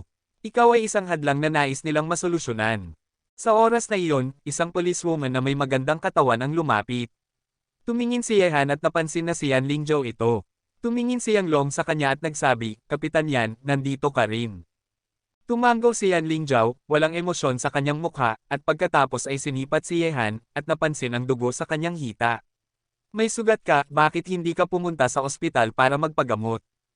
Dito lang napagtanto ni Yehan na talagang may sugat siya sa kanyang hita, marahil dahil ang bala ay tumama sa kanyang balat kanina. Umiling siya at nagsabi, walang kailangan para sa maliit na sugat na ito, kaya ko itong alagaan, at iiwan ko ang bagay na ito sa inyo dalawa. Kung kinakailangan, makikipagtulungan ako. Agad na sumagot si Yang Long, huwag kang mag-alala, Dr. Ye, aresto namin ang mga kriminal na umatake sa iyo sa lalong madaling panahon, ngunit pupunta kami sa iyong lugar upang gumawa ng tala para sa iyo mamaya. Umaasa akong hindi ka mababahala. Okay, aalis na kami. Tiningnan ni Yehan ang kanyang sasakyan, at ito ay ganap na nasira. Ihahatid kita, tamang-tama ay para gumawa ng tala. Malamig na sinabi ni Yan Lingjiao na nagdulot kay Yehan na mapatingin sa kanya sa gulat. Parang nagbago ang babaeng ito. Napakamahigpit niya sa kanya, ngunit hindi siya tatangi sa alok ni Yan Lingjiao, kaya't sumakay si Yehan at si Tang Haibin sa sasakyan ni Yan Lingjiao at umalis. Sa daan pauwi, nakipag-usap si Yehan sa ilang tawag. Ang mga tao ay mga pasyenteng pinagaling niya, ngunit ang mga pasyenteng ito ay medyo malaon. Nalaman na nila ang tungkol sa pag-atake kay Yehan sa kalsada mula sa ilang pinagkukunan, at lahat sila ay tumawag upang ipahayag ang kanilang pakikiramay, upang makita kung may nangyaring masama sa kanya, at sa parehong oras, ipahayag din na tiyak na tutulungan nila si Yehan na hanapin ang salarin. Tungkol sa mga tawag mula sa mga taong ito, sinabi ni Yehan na maayos siya, at sabay na nagpasalamat sa kanilang kabutihan. Pagkalipas ng kalahating oras, ang sasakyan ay pumasok sa Haisha Villa area. Nag-isip si Yehan ng kaunti at nagsabi, Officer Yan, kung hindi mo alintana, bakit hindi tayo pumunta sa iyong lugar? Pumunta sa aking lugar. Tumingin si Yan Lingjiao, na nagmamaneho, kay Yehan at agad na naisip na kung umuwi si Yehan ng ganito, tiyak na mag-aalala si Yeching sa kung ano ang mangyayari. Nang dumating sila sa tahanan ni Yan Lingjiao, nakaupo si Yang Master Tang ng tahimik sa tabi at walang sinasabi. Natural siyang natatakot sa malamig na pulis na si Yan Lingjiao, kaya't inilabas ni Yan Lingjiao ang medicine box mula sa bahay at tumingin kay Yehan, ikaw ba ang gagawa nito, o tutulungan kita? Ako na lang ang gagawa. Tumingin si Yehan sa kanyang hita, ang sugat ay nasa likod ng hita, ngunit mukhang medyo mahirap para sa kanya na gawin ito ng mag-isa. Sigurado ka? Tanong ni Yan Lingjiao sa kanya na walang emosyon. Oo, Hanzi, aalis muna ako, at kayong dalawa ay mag-usap ng maayos. Nakita ni Yehan na ganito ang pakikipag-usap ni Yehan at Yan Lingjiao, agad na tumakbo si Tang Haibin matapos sabihin ito. Lihim na kinagalitin ni Yehan ang taong ito para sa kanyang kakulangan ng katapatan. Balak sanang hilingin kay Tang Haibin na tulungan siyang kumuha ng ilang gamot, ngunit tumakbo na ang taong ito ng walang moral. Humiga ka, tutulungan kita. Bago pa makatanggi si Yehan, sinimulan na ni Yan Lingjiao na hanapin ang mga bagay tulad ng disinfectant sa medicine cabinet, at napilitan si Yehan na sumunod na humiga sa sofa. Pagkatapos, ginamit ni Yan Lingjiao ang isang pares ng gunting upang putulin ang pantalon ni Yehan. Narinig ang tunog ng pagputol ng tela, nakaramdam si Yehan ng kaunting sakit. Nagastos siya ng libu-libong dolyar para bilhin ang mga pantalon na ito, at ngayon, binaboy ito ng babaeng ito. Pagkatapos, sinabi ni Yan Lingjiao habang ina-applyan ng gamot ang sugat ni Yehan. Ang sugat mo ay nasugatan ng bala na may mataas na lethality. Kung tama ang hinala ko, dapat itong Desert Eagle, at ang ulo ng bala na ito ay napaka-sharp at espesyal na ginawa. Mahirap makahanap ng ganitong klaseng bala sa China. Kung ito ay merig na ganito ng ganitong klaseng bala, ang balat ay tiyak na mapupunit at mabilis na masisira ang mga tissue cells. Batay sa sugat sa iyong katawan, ang taong gustong pumatay sa iyo ay dapat galing sa ibang bansa. Nang marinig ito, medyo nagulat si Yehan. Karapat-dapat talaga si Yan Lingjiao bilang pulis. Kaya niyang suriin ang maraming bagay sa pamamagitan lamang ng pagtingin sa kanyang sugat. Sabi ni Yehan, mga mamamatay tao mula sa ibang bansa, hindi ko naman sila pinagsalitaan. Tumingin si Yan Lingjiao sa kanya at kalmado niyang sinabi, talagang hindi mo sila pinagsalitaan. Ngunit hindi sila kumikilala ng tao para sa pera, at handa silang gumawa ng kahit ano kung may magbabayad sa iyo. Masyado kang naging sikat sa mga nakaraang araw, marahil ay may mga taong hindi nasisiyahan sa iyo. Nag-isip si Yehan ng kaunti, sa panahong ito, ang tanging tao na kanyang pinagsalitaan bukod sa kumpanya ng Bai ay si Shen Tianao. Ang mamamatay tao ngayon ay malamang na inanyayahan ng isa sa kanila, ngunit sa tingin ni Yehan ang una ang mas malamang. Habang inaasikaso ni Yan Lingzhao ang mga sugat ni Yehan, ang pangkat ng mga leader na pinangunahan ng alkalde ng Shanghai City at sekretaryo ng Municipal Party Committee ay nakilahok sa teroristang pag-atake, at ang pressure mula sa lahat ng panig ay nagbigay diin sa sistema ng pulis ng Shanghai City upang masigasig na imbestigahan ang insidente ng teroristang pagpatay na ito. Nagtayo ng mga roadblock sa lahat ng checkpoint ng daan upang mahigpit na suriin ang mga dumadaang sasakyan at pedestrian. Kailangan ng mga tao at ng mga biktima ng teroristang pag-atake na makakuha ng sagot, at ang Shanghai City ay isang pandaigdigang metropolis, at hindi dapat pahintulutan ang mga kriminal na gumawa ng kasamaan dito. Sa investigasyon ng Shanghai City, may mga tao na hindi na makapagpigil. Pagkatapos ng ilang oras na paghihintay, sa isang villa sa Shanghai City, nagmukhang lungkot sina Bai Luofei, Bai Jianye at ang kanilang anak. Tatay, anong dapat nating gawin? Ano ang dapat nating gawin? Nag-aalala si Bai Luofei na parang langgam sa mainit na kawali, hindi lamang nabuhay ang hayop na si Yehan, kundi dahil sa insidenteng ito, naglunsad ng investigasyon ang iba't ibang departamento ng Shanghai City. Paano kung talagang mahuli nila kami? Hindi ko nais na mapunta sa bilangguan, ayaw kong mamatay. Nakita ni Bai Luofei ang ganitong sitwasyon, si Bai Jianye ay nagbuntong hininga sa kanyang puso. Parang masyado nang nalubog ang kanyang anak, ngunit ang pagkakataong ito talaga ay lampas na sa kanyang kontrol. Masyado niyang na-underestimate si Yehan. Ang impluwensya ng Shanghai City ay sobrang laki dahil ang lahat ng departamento ng Shanghai City ay abala sa operasyon. Kung mahuli ang mamamatay tao mula sa Golden Triangle, tiyak na matatapos ang magagandang araw ng pamilya Bai. Fair, huwag kang magpanik, hindi pa tapos ang lahat, kalmayan mo ang iyong sarili, ano bang itsura mo ngayon? Malamig na sinabi ni Bai Jianye, isang mamamatay tao mula sa Golden Triangle ang namatay na, at basta't hindi kami mahuli ng pulis, okay lang tayo. Kabanata 49. Nang matapos ang kanyang pagsasanay sa 5-element punches, may isang tao na dumating na naghahanap sa kanya sa pagkakataong ito. Si Young Master Tang ay nagpunta upang buksan ang gate ng bakuran. Isang lalaking nakasuot ng suit ng mga 30 taong gulang ang pumasok. Nang makita ang lalaking ito, agad na nagsalita si Young Master Tang sa pagkagulat, Sekretaryo Li, bakit ka nandito? Hehe, Haibin. Hindi ko inasahan na regular visitor ka na dito. Siyempre, may mahalagang dahilan ako sa pagpunta rito. Sa totoo lang, nandito ba si Dr. Ye? May kailangan akong ipagawa sa kanya, sabi ni Sekretaryo Li na may ngiti. Kumusko si Young Master Tang sa kanyang ulo at nagsabi, nandito si Hanzi, Sekretaryo Li, sumama ka sa akin. Nakita na ni Yehan ang taong pumasok. Alam niya kung sino ito, at siya ay ang sekretaryo ng Shanghai Municipal Party Committee. Master Ye, magandang araw. Ako si Like, sekretaryo ni Ginoong Wang. Nang makita si Yehan, agad na iniunat ni Sekretaryo Li ang kanyang kamay. Ang taong nasa harap niya ay ang pinakasikat na tao sa Shanghai City. Walang gustong hindi makipagkaibigan sa kanya, kaya't nakipagkamay si Yehan kay Sekretaryo Li at nagsabi, magandang araw, Sekretaryo Li, ano ang maitutulong ko sa iyo? Ganoon kasi, Dr. Ye. Sabi ni Sekretaryo Li, si Sekretaryo Wang ay kamakailan lamang nakakaranas ng matinding sakit sa likod. Nakapagpatinggan na siya sa maraming ospital noon, ngunit lahat ay sintomas lang ang tinutukan, hindi ang ugat ng problema, kaya't gusto kong humingi ng tulong kay Dr. Ye na tingnan si Sekretaryo Wang. May paraan ba para gumaling ang sakit na ito? Ngumiti si Yehan at nagsabi, si Sekretaryo Wang ay isang mabuti at tapat na opisyal sa aming Shanghai City. Ngayon na siya ay nakahanap sa akin, tiyak na tutulungan ko siya. Sekretaryo Li, bakit hindi tayo umalis ngayon? Hehe, talagang karapat-dapat si Dr. Ye na tawaging himala doktor, kaya't pasensya na sa abala. Sabi ni Sekretaryo Li, sumakay na siya at nanguna sa daan. Matapos batiin ni Yehan ang kanyang kapatid na si Ye Qing, sumakay siya sa sasakyan kasama si Tang Haibin at umalis sa villa.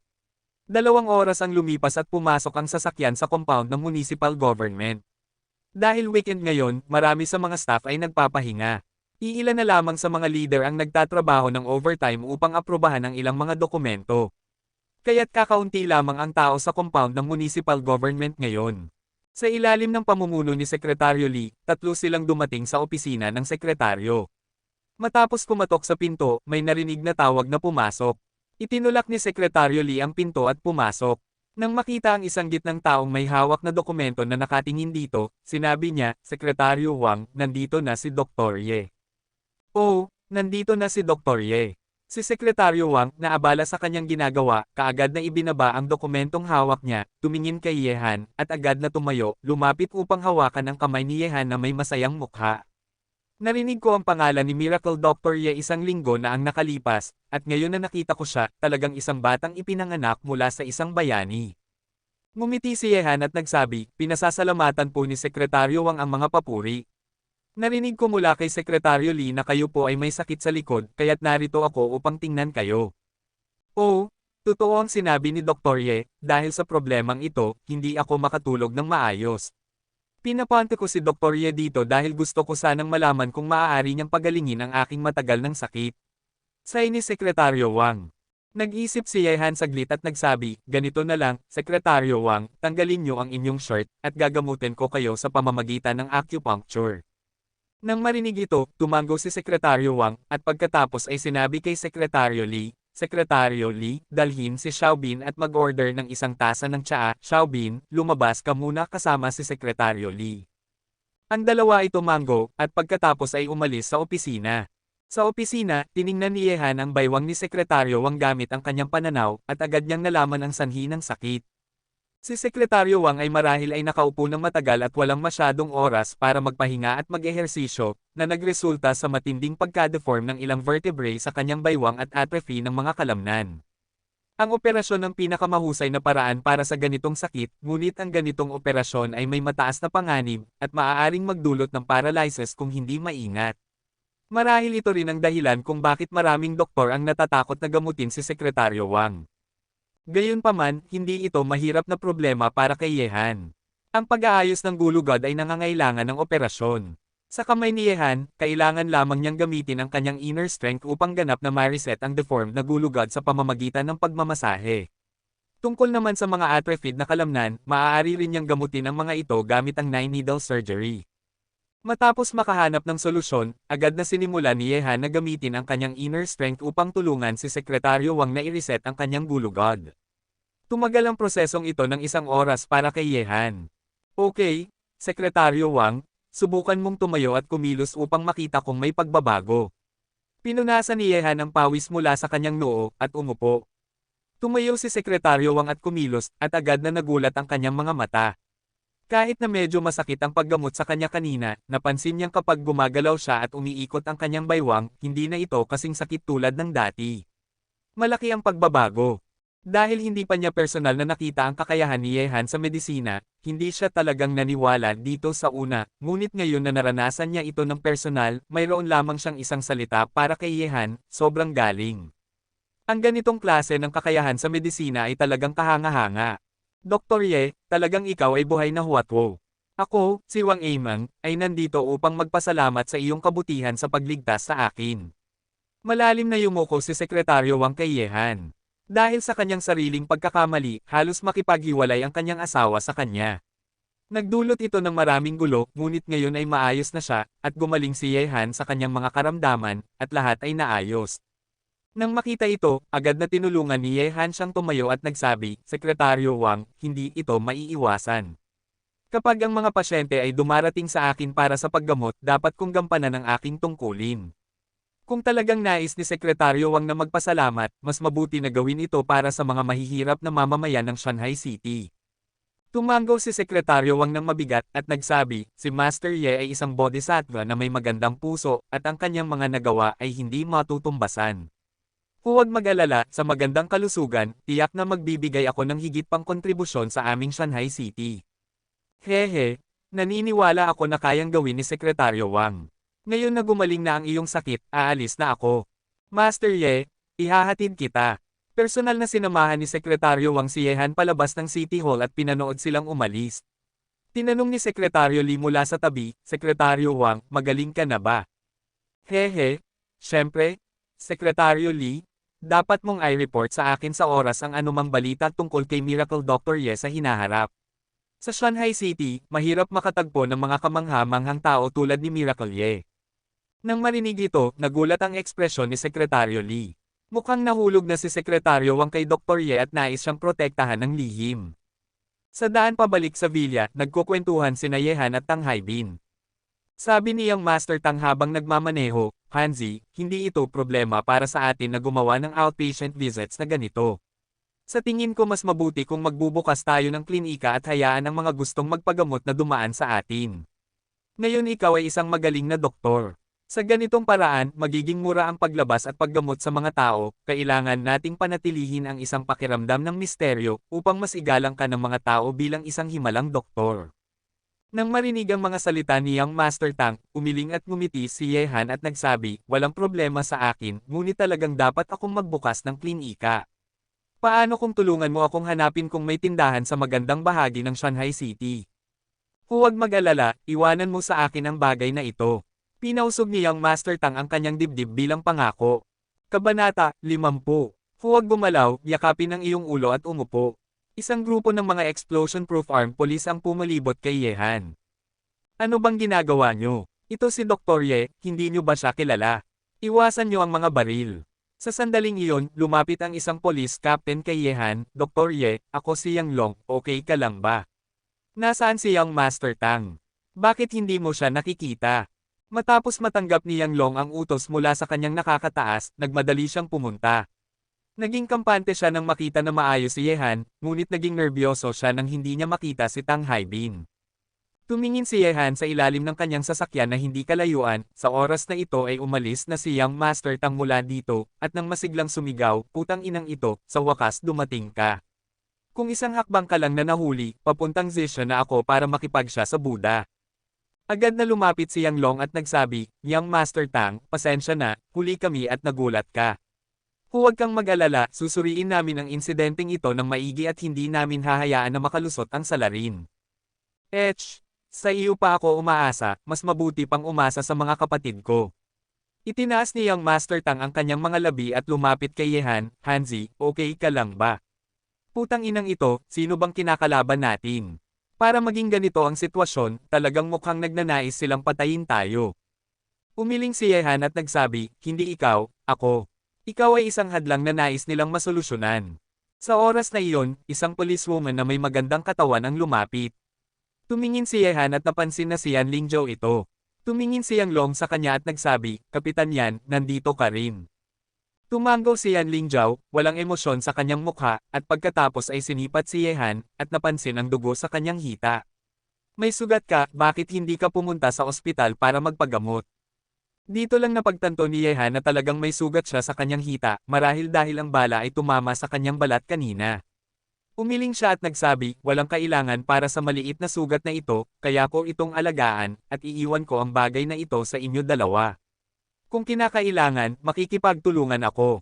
Agad na sumagot si Yang Long, huwag kang mag-alala, Dr. Ye, aresto namin ang mga kriminal na umatake sa iyo sa lalong madaling panahon, ngunit pupunta kami sa iyong lugar upang gumawa ng tala para sa iyo mamaya. Umaasa akong hindi ka mababahala. Okay, aalis na kami. Tiningnan ni Yehan ang kanyang sasakyan, at ito ay ganap na nasira. Ihahatid kita, tamang-tama ay para gumawa ng tala. Malamig na sinabi ni Yan Lingzhou na nagdulot kay Yehan na mapatingin sa kanya sa gulat. Parang nagbago ang babaeng ito. Napakamahigpit niya sa kanya, ngunit hindi siya tatangi sa alok ni Yan Lingzhou, kaya't sumakay si Yehan at si Tang Haibin sa sasakyan ni Yan Lingzhou at umalis. Sa daan pauwi, nakipag-usap si Yehan sa ilang tawag. Ang mga tao ay mga pasyenteng pinagaling niya, ngunit ang mga pasyenteng ito ay medyo malaon.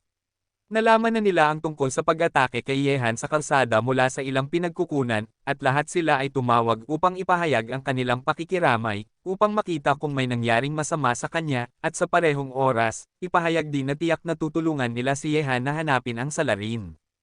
Tungkol sa mga tawag mula sa mga taong ito, sinabi ni Yehan na maayos siya, at sabay na nagpasalamat sa kanilang kabutihan.